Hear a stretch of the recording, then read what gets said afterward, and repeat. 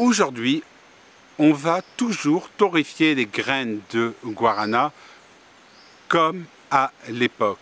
On va les broyer pour en faire une pâte qui va ensuite être roulée en forme de bâtonnet. Ça, c'est la recette ancestrale du guarana, le guarana en bâton.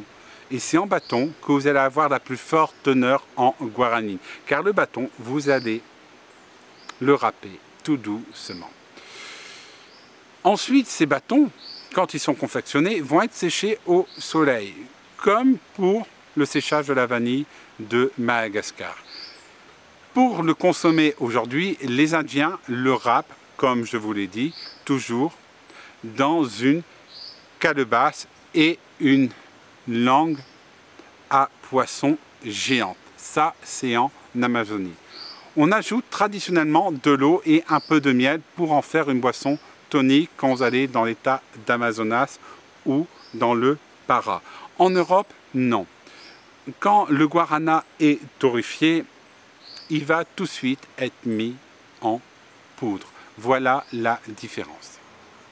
Les Indiens d'Amazonie, on retrouve dans des écrits que les Indiens connaissaient les effets analgésiques, diurétiques et aphrodisiaques du guarana.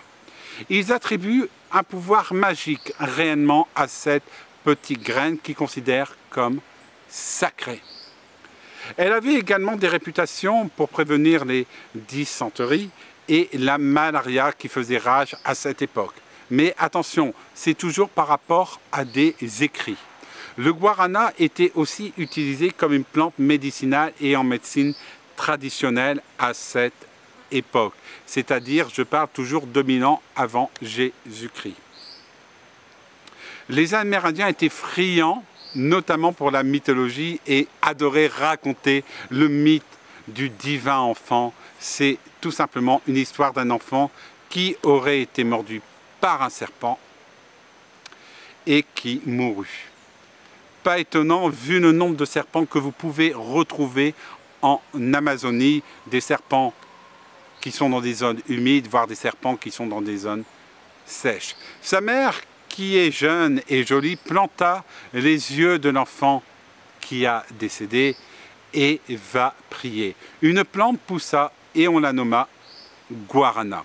Vous avez aussi cette histoire pour l'Açaí, qui, une jeune femme, pleura tellement son homme qui mourut et en mourra, et à la place de cette femme, un Açaí va surgir et cet arbre va permettre que la tribu d'Amazonie ne meure pas de faim.